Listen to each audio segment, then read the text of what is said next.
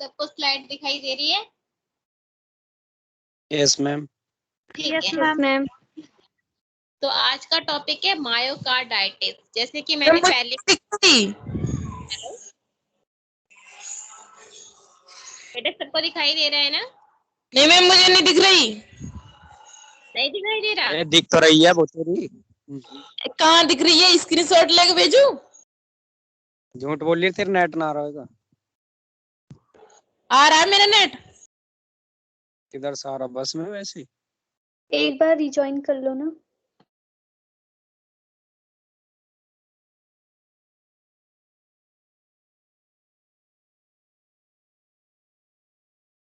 तो आज हम पढ़ेंगे मायोकार्डाइटिस। जैसा कि मैंने पहले बताया कि अगर सर्विक्स है, अगर वो टिस लग जाए तो इसका मतलब क्या होता है? इन्फ्लामेशन होता है। बताया था ना पहले। तो आज हम मायोकार्डाइटिस पढ़ेंगे। तो इसका मतलब है इन्फ्लामेशन ऑफ मायोकार्डियम। हाँ, जो मायोकार्डियम है उसमें क्या हो गया है? इन्फ्लामेशन हो गया है। तो आज हम मायोकार्डाइटिस के बारे में पढ़ेंगे, उसकी एटियोलॉजी और इसके साइन एंड सिम्टम, डायग्नोसिस और ट्रीटमेंट के बारे में पढ़ा जाएगा। तो जैसा कि स्लाइड में आपको दिखाई दे रहा है, definition of the myocarditis. Myocarditis की डेफिनेशन क्या है? तो जैसा कि मैंने बताया, इन्फ्लामेशन है। तो myocarditis is inflammatory disease of the myocardium caused by different infectious and non infectious trigger। मतलब कहने का मतलब है कि जो हम मायोकार्डाइटिस है, ये एक इन्फ्लामेटरी डिसऑर्डर है। मायोकार्डियम लेयर हमारे हार्ट की जो सेकंड लेयर होती है मायोकार्डियम, उसकी ये इन्फ्लामेटरी डिजीज है जिसको हम मायोकार्डाइटिस कहते हैं। और ये इन्फेक्शियस और नॉन इन्फेक्शियस जो पार्टिकल्स होते हैं उनसे ये हो सकता है। ठीक है, ठीक है। अब है dilated cardiomyopathy and heart failure are the most significant long term morbidity. मतलब इसके रिगार्डिंग जो डायलेटेड कार्डियोमायोपैथी है और हार्ट फेलियर है, जो ये क्या है? Most significant long term morbidity है। जैसा कि मैंने कल आपको हार्ट फेलियर के बारे में बताया था ना। ठीक है। तो हार्ट फेलियर मतलब मायोकार्डाइटिस की वजह से डायलेटेड कार्डियोमायोपैथी और हार्ट फेलियर के चांसेस और भी ज्यादा बढ़ सकते हैं। तो ये मॉर्बिडिटी ले सकता है। ठीक है। अब बात करते हैं इटियोलॉजी। ठीक है, इटियोलॉजी मतलब होते हैं कॉज। जैसा कि अभी हमने बात की ना कि इन्फेक्शियस और नॉन इन्फेक्शियस ट्रिगर हो सकते हैं। तो ये कौन कौन से इन्फेक्शियस ट्रिगर है? जिसमें हमारे क्या है? माइक्रोब्स। जिसमें हमारे माइक्रोब्स में क्या है? Viruses, bacteria. ठीक है, वायरसेस और बैक्टीरिया हैं जो क्या इन्फेक्शियस ट्रिगर हैं।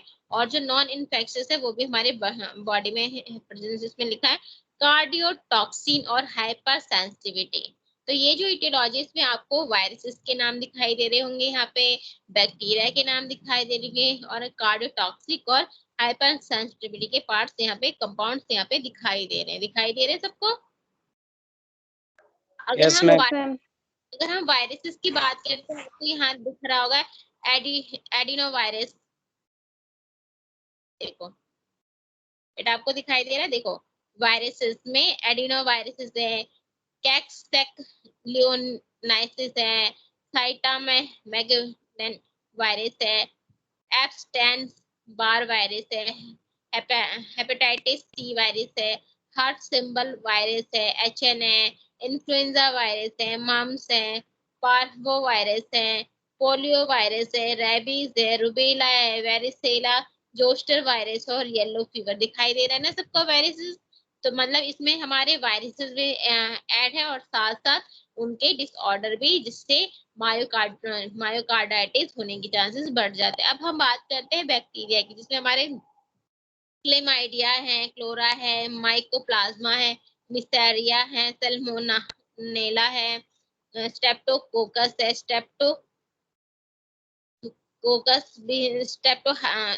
स्टेफाइलोकोकस भी है, टेटनस भी है, ट्यूबरक्लोसिस भी है, स्पायरोचीटल भी है, लेप्टोस्पायरोसिस भी है, लायंस डिजीज भी है। ठीक है, ये सारे क्या है? बैक्टीरिया और उसके डिसऑर्डर है। अब यहाँ पे कार्डियोटॉक्सिन, ठीक है, जिसमें हमारे ethanol, anthracycline drug, arsenic, carbon monoxide, कैटाक्लोरिन्स, cocaine, heavy metal, copper, mercury, lead, protozoa, ये सारे इसमें क्या है इन्वॉल्व है। अब हमारे हाइपर सेंसिटिविटी, हमारे सेफ्लोस्प्रिन है, क्लोजेपाइन है, डायूरेटिक्स है, इंसेक्ट बाइट है, लिथियम है, स्नैक्स बाइट है, सल्फोनामाइड्स है, टेटनस टॉक्साइड्स है, टेट्रासाइक्लिन्स, ये क्या है हमारे हाइपर सेंसिटिव एजेंट है जो मायोकार्डाइटिस करते हैं। ठीक है,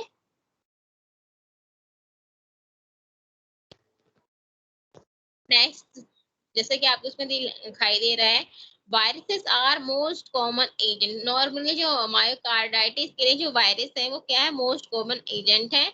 spectrum of viruses shifted from coxsackie virus B2 adeno virus in late, मतलब पहले के टाइम देखा गया था कि जो कॉक्सैकी जो वायरस बी था वो एडिनो वायरस में मतलब पहुंच गया था लेट 1990s में। ठीक है, adeno virus infection can be much more वुरुलेंट।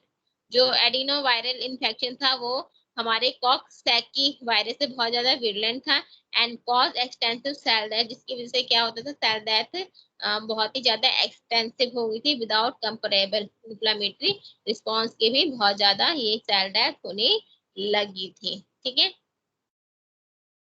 अब जैसे कि स्टैटिक की बात की तो देखा गया था कि बाउल्स और उसके जो साथ काम करने वाले थे उन्होंने बायोप्सी को एनालाइज किया था, स्पेसिमेन बायोप्सी को एनालाइज किया था, जिसमें उन्होंने 624 पेशेंट का स्पेसिमेन यूज किया था और जिसको उन्होंने पीसीआर में विथ द पीसीआर उन्होंने यूज किया था और उन्होंने पाया कि उनमें से 38 जो % जो लोग थे वो वायरस पॉजिटिव थे। ठीक है, on analysis 22.8% positive for adenovirus, जिसमें देखा गया कि जो 38% में से जो 22.8 थे उनमें एडिनोवायरस था और जो रिमेनिंग 13.6 थे उनमें एंटाटीरोवायरस और एक 1% में पैरोवायरस प्रेजेंट था। ये उन्होंने उस टाइम का एक स्टैटिक लिया, ये बताया था। ठीक है, अब बात आती है पैथोफिजियोलॉजी की, जो हमारे जो पैथोजेंस हैं वो कैसे फंक्शन करते हैं।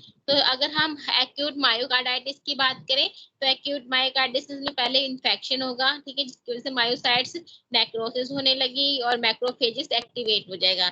तो इसकी वजह से क्या होगा, साइटोकाइनेज हो जाएगी, एक्सप्रेशन हो जाएगा, साइनोकाइनेट एक्सप्रेशन, जिसपे इंटरल्यूकिन 1, 2 और ट्यूमर नेक्रोसिस फैक्टर इन्वॉल्व होंगे, साथ साथ इंटीफ्रॉन होंगे। ठीक है, उसके बाद फिर ये क्या करेंगे, ये सेकंड ये सब एक्यूट मायोकार्डाइटिस में कन्वर्ट हो जाएंगे अगर इनका ट्रीटमेंट ना हो तो। इसमें होंगे इनफिल्ट्रेशन मोनोन्यूक्लियर सेल्स होंगी, जिसमें जिसके वजह से जो साइटोकाइनेसिस एक्सप्रेशन की वजह से नेचुरल किलर सेल्स प्रोड्यूस होंगी, साथ साथ नाइट्रिक एसिड प्रोड्यूस होंगी। जो नेचुरल किलर सेल्स है वो परफोरिन मतलब प्रोड्यूस करेंगी। और जो हमारे सब एक्यूट मायोकार्डाइटिस में साइटोटॉक्सिक टी लिम्फोसाइट और बी लिम्फोसाइट है वो न्यूट्रलाइज हो जाएंगे, न्यूट्रलाइजिंग एंटीबॉडीज करेंगी। ठीक है, और उसके बाद 14 कुछ मतलब एक्यूट जो था 4 दिन के बाद वो सब एक्यूट मायोकार्डाइटिस में कन्वर्ट हो जाए, लेकिन फिर 14 दिन के बाद यही प्रॉब्लम क्रोनिक मायोकार्डाइटिस में लंबे समय तक रहेगी, जिसमें फिब्रोसिस कार्डियक डायलेशन होने लगेगा और जिसकी वजह से हार्ट फेलियर होने के चांसेस बढ़ जाएंगे। ठीक है, इसमें वायरस तो मतलब नहीं होंगे, लेकिन उसके जो रिजल्ट है वो काफी डेंजरस होंगे।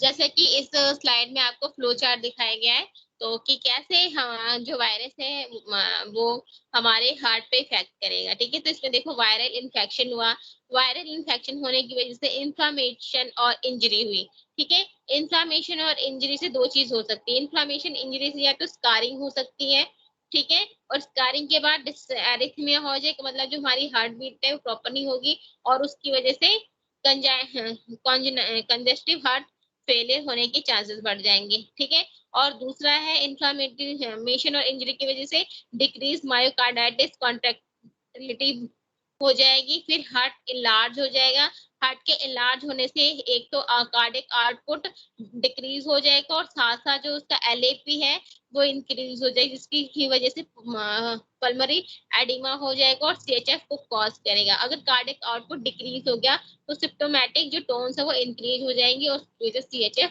स्टार्ट हो जाएगा। ठीक है, अब बात आती है क्लिनिकल फीचर की। क्लिनिकल फीचर में है कि कौन कौन से साइन एंड सिम्टम हमें देखने को मिलते हैं। तो अगर हम क्लिनिकल फीचर की बात करें तो हमें दिखाई देगा कि एक्यूट वायरल मायोकार्डाइटिस में क्या होता था, उसकी वजह से हार्ट फेलियर प्रेजेंट होता था विद प्रेसीडिंग फीवर और माइलेंगेसिस। साथ साथ साथ साथ उसमें चेस्ट पेन भी होगा, किसकी वजह से, पेरिकार्डाइटिस की वजह से, मायोकार्डियल इंजरी या डिस्ट्रक्शन की वजह से चेस्ट पेन की सिम्टम्स शो होंगे। साथ साथ पल्पिटेशन है, वो पल्पिटेशन जो होगी वो मतलब रेगुलर नहीं होगी, एरिथमिया होगी। ठीक है, एरिथमिया की वजह से जो पल्पिटेशन होने लगेगी। ठीक है, नेक्स्ट है rapid progression from febrile respiratory syndrome to cardiogenic shock. जो उसमें जो मतलब जो ये रेस्पिरेटरी सिंड्रोम है, ये प्रोग्रेस करके कार्डियोजेनिक शॉक में कन्वर्ट हो जाएगा और इसकी वजह से सडन डेथ होने के चांसेस बढ़ जाएंगे। ठीक है, अब बात आती है इंपॉर्टेंट टाइप ऑफ मायोकार्डिट। कुछ ऐसे टाइप्स हैं जो मायोकार्डिट के लिए बहुत ज्यादा इंपॉर्टेंट। तो सबसे पहले आता है चगास डिजीज। जो क्या है, ये बहुत ही ज्यादा मोस्ट कॉमन इन्फेक्टिव कॉजेस हैं। ठीक है, इसमें क्या इंडेमिक इन रूरल एरिया, जो रूरल एरिया है साउथ और सेंट्रल अमेरिकन में सबसे ज्यादा मिला है। Chronic infection lead to conduction system. जो क्रोनिक इन्फेक्शन है वो कंडक्शन सिस्टम में लीड करेगी, एनिमल इसलिए लीड करेगी, इससे वेंट्रिकुलर ट्रैकियारिथमिया होने की चांसेस बढ़ सकती है, आर्टरी फेलियर होने की चांसेस बढ़ सकती है। और ट्रीटमेंट में जो HF मेडिकेशन दी जा सकती है, हार्ट फेलियर मेडिकेशन चलती है, साथ साथ बेंजोडाजोन भी होती है। ठीक है, नेक्स्ट है ग्रेनुलोमेटस मायोकार्डिट। जो क्या है, जिसमें क्या है, सार्कोइडोसिस होने लगते हैं, जिसमें रैपिडली जो हार्ट फेलियर बढ़ने लगता है और वेंट्रिकुलर ट्रैकियारिथमिया भी बढ़ने लगता है, जिसकी वजह से कंडक्शन जो है वो ब्लॉक हो जाता है। नेक्स्ट है giant cell myocarditis. Giant cell myocarditis में क्या होता है, टिपिकली विद रैपिडली प्रोग्रेस होने लगता है, जो हार्ट फेलियर है उसमें प्रोग्रेस होने लगता है और साथ साथ वेंट्रिकुलर ट्रैकिकार्डिया भी हो जाता है। साथ साथ डिफ्यूज ग्रैनुलोमेटस लेजन, और जो ग्रैनुलोमेटस जो लेजन था वो डिफ्यूज हो जाएंगे अराउंड द इंफ्लामेटरी, जहाँ पे इंफ्लामेशन होता है वहां वो मतलब हो जाएंगी। अब बात करते हैं डायग्नोसिस की। अगर किसी को मायोकार्डाइटिस है तो हम डायग्नोसिस कैसे कर सकते हैं, तो उसके लिए हमें ईसीजी लेनी पड़ती है। ईसीजी कार्डियो इलेक्ट्रोकार्डियोग्राफी होती है, जिसमें क्या होता है जो इसमें वेरिएबल है वो बहुत ही ज्यादा चेंजेस होते हैं और नॉन स्पेसिफिक होते हैं। ठीक है, जैसे कि इसमें देखेंगे नॉन स्पेसिफिक ST सेगमेंट मिलेगा और साथ साथ पीरियड इसमें चेंज मिलेगा अगर मायोकार्डाइटिस हुआ होगा तो। साइनस टैकिकार्डिया होगा, वेंट्रिकुलर एरिथमिया होगा और साथ साथ AV कंडक्शन डिफेक्ट भी शो होगा। ठीक है, अब बात करते हैं कार्डिक बायोमार्कर। तो डायग्नोसिस में हमने कार्डिक बायोमार्कर का यूज किया, जिसमें cardiac troponin more sensitive then CPK-MB, जिसमें कार्डिक ट्रोपोनिन का हम यूज करते हैं क्योंकि वो CPK से ज्यादा ही सेंसिटिव है। ठीक है, ये क्या लार्जली नॉन स्पेसिफिक होता है। नेक्स्ट है हमारा इकोकार्डियोग्राफी। ठीक है, जिसमें क्या है, rule out non inflammatory cardiac disease. जिसमें क्या होगा, नॉन इन्फ्लामेटरी कार्डियक डिजीज को रूल आउट किया जाएगा, सच एज वॉल डिजीज हो या and monitor changes in cardiac. अगर कार्डियक चैम्बर की साइज में चेंजेस हो उसको मॉनिटर किया जाएगा, यहाँ तक कि कार्डियक की वॉल थिकनेस देखी जाएगी, वेंट्रिकुलर फंक्शन देखा जाएगा और पेरिकार्डिक इंफ्यूजन तक देखा जाएगा। ठीक है, अब नेक्स्ट आता है हमारा ग्लोबुलर वेंट्रिकुलर डिस्फंक्शन हो जाएगा, डिजाइनल डिजाइनल वॉल मोशंस अबनॉर्मलिटीज हो जाएंगी, जिसकी वजह में अकर इन मायोकार्ड, जिसकी वजह से मायोकार्डिस होने के चांसेस बढ़ जाएंगे। ठीक है, अब देखो ये हमारा क्या है, एक्यूट मायोकार्डिस का हमने क्या लिया है, इकोकार्डियोग्राफी करवाई, जिसमें हमें फ्लूमेंट मायोकार्डाइटिस के बारे में पढ़ा। इसमें देखो दो है, एक फ्लूडेंट मायोकार्डिस और दूसरा है एक्यूट मायोकार्डिस। तो दोनों में क्या है, डिफरेंस शो हो रहा है।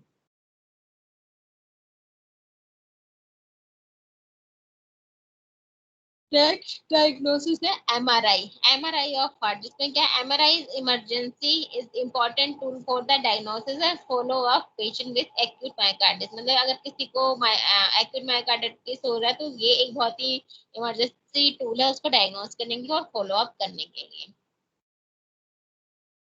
MRI can play on role in discriminating myocarditis from myocardial infarction। मतलब जो हमारा जो MRI है इसका बहुत ही ज्यादा रोल हमारे मायोकार्डिटिस में, जो मायोकार्डिटिस से लेके मायोकार्डियम इंफ्रेक्शन तक इसका बहुत बड़ा रोल है और ये एलिवेशन करने के लिए बहुत ही हेल्प करता है। ठीक है, इन मायोकार्डिटिस इनफिल्ट्रेट आर कैरेक्टराइज, जिसका मतलब जो मिड वॉल जहां भी प्रेजेंट है उसको क्या करती है, स्पेसिफिक इनफिल्टर करती है। ठीक है, तो अगर हम नॉर्मल मायोकार्डियम की बात करें तो हमारा नॉर्मल मायोकार्डियम ऐसा दिखेगा।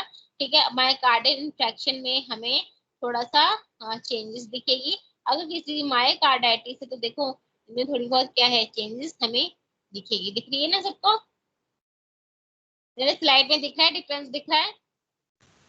Yes ma'am. क्या डिफरेंस है?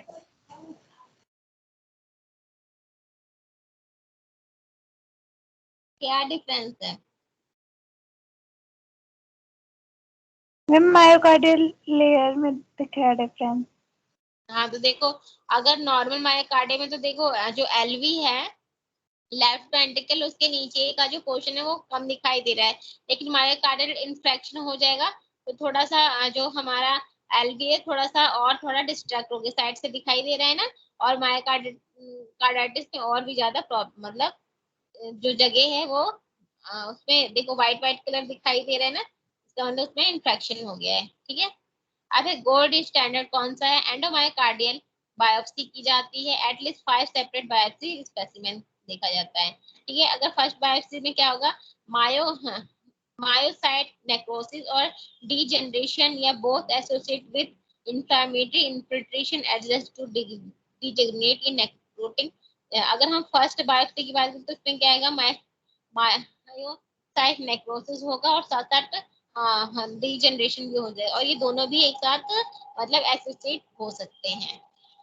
अब सब्सिक्वेंट चेंजेस, कौन कौन से सब्सिक्वेंट चेंजेस होंगे इसमें, ऑन गोइंग मायोकार्डाइटिस विद या विदाउट फिब्रोसिस हो सकता है, रिजॉल्विंग मायोकार्डाइटिस विद या विदाउट फिब्रोसिस होगा, या रिजॉल्व मायोकार्डाइटिस विद या विदाउट फिब्रोसिस होगा। ठीक है, ऑन गोइंग, रिजॉल्विंग, रिजॉल्व। ठीक है, ये सारे इसके हैं। तो अब देखो हिस्टोलॉजिकल पिक्चर, अगर हम इसको माइक्रोस्कोप से देखें तो ये हमें हाँ रोहित बोर्डा से ज्वाइन कर दो। कौन? रोहित शाह।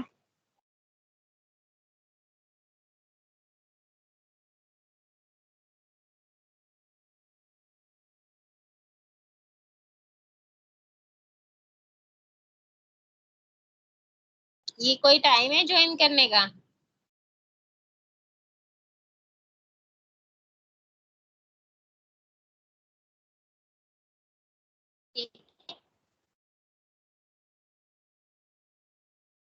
अब एक क्लिनिकल क्लासिफिकेशन, तो हमने इसको कैसे क्लिनिकल क्लासिफिकेशन के अकॉर्डिंग से क्लासिफाइड किया। तो नंबर 1 है पॉसिबल सब क्लिनिकल एक्यूट मायोकार्डिटिस के अकॉर्डिंग क्या है, typical viral syndrome without cardiac symptom with one या मोर ऑफ फॉलोइंग, जिसमें क्या टिपिकल वायरल सिंड्रोम होगा जिसमें विदाउट कार्डिक सिम्टम ये शो होगा। ठीक है, विद वन या मोर, एक या एक से ज्यादा हो सकती है, जिसमें हम क्या करते हैं elevated cardiac biomarker का यूज करेंगे, ECG findings suggested to acute injury, reduce LVEF, abnormalities in cardiac images दिखाई देंगी। ठीक है, सेकेंड है प्रोबेबल एक्यूट मायोकार्डाइटिस में क्या होगा, previous category accompanied by cardiac symptoms show होंगे।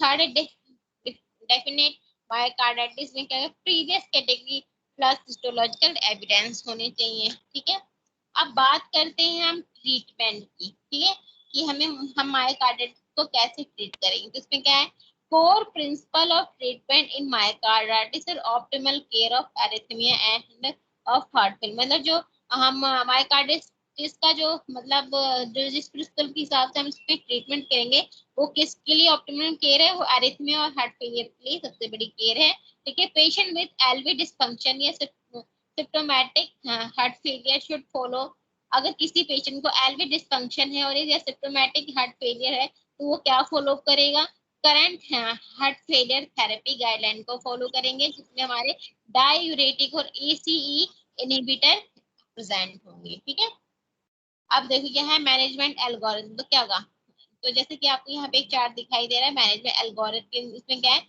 देखा गया है कि अगर पेशेंट मायोकार्डी अगर कोई पेशेंट है और वो क्या है वो मुझसे मायोकार्डाइटिस हुआ तो उसे क्या करेंगे, स्टेबलाइज हीमोडायनामिक करेंगे, जिसमें हम डायूरेटिक और वैसे डायलेशन देंगे।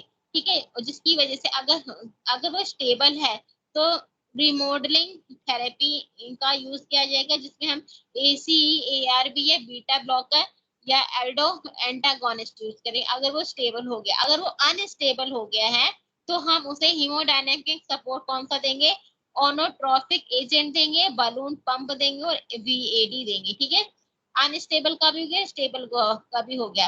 अगर जब हमने अनस्टेबल में हीमोडायनेमिक की सपोर्ट दिया है तो उसके बाद वो स्टेबल होगा, उसके बाद दो चांसेस होंगे, या तो उससे भी स्टेबल होगा या अनस्टेबल होगा। अगर वो स्टेबल होगा तो वो भी रिमॉन्डिंग थेरेपी फिर अप्लाई की जाएगी। ठीक है, अगर वो अनस्टेबल होगा, ठीक है, अगर वो अनस्टेबल होगा तो हम उससे इम्यून थेरेपी यूज करेंगे। अगर रिमोल्डिंग थेरेपी के बाद भी अगर वो अनस्टेबल है तो हम इम्यून थेरेपी देंगे। अगर वो स्टेबल है तो हम इसे फॉलो अप करने के लिए जिसमें हम रिपीट इकोकार्डियो कराएंगे, सीएमआर कराएंगे, ये ठीक है। और अगर इम्यून थेरेपी देने के बाद वो अगर स्टेबल है तो हम फॉलो अप कराएंगे, और वो अनस्टेबल है तब हम कार्डिक ट्रांसप्लांटेशन कराएंगे, फिर उसका फॉलो अप किया जाएगा। ये चार्ट आप लोगों को समझ में आया? अभी ना आया समझ में। नहीं आया? बिल्कुल नहीं। लेट ज्वाइन करोगे तो कहाँ से आएगा?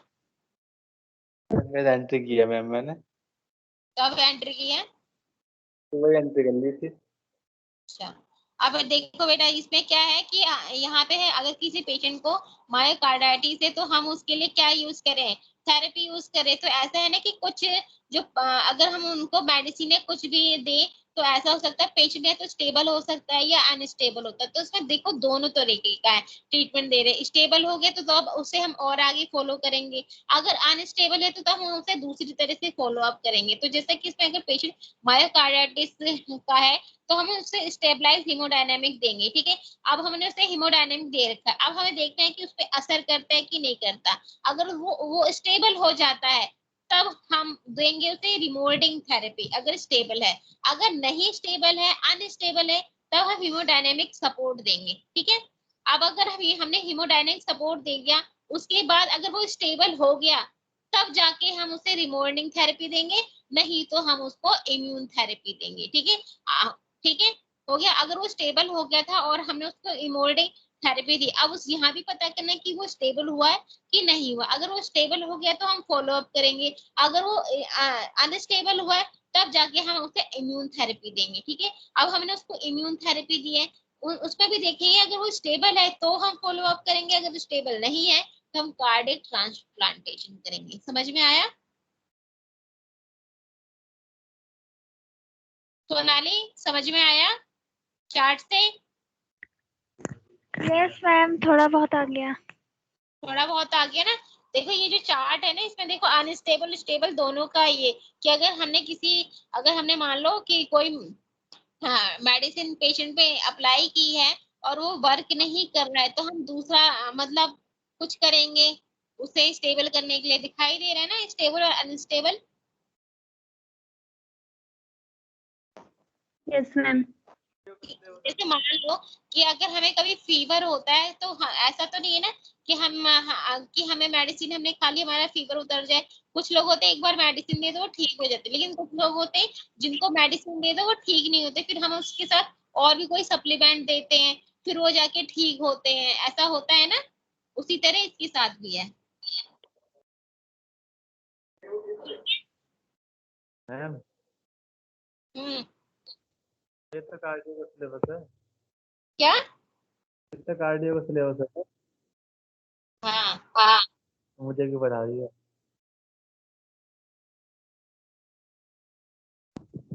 अब ये देखो इम्यूनो जनरल है।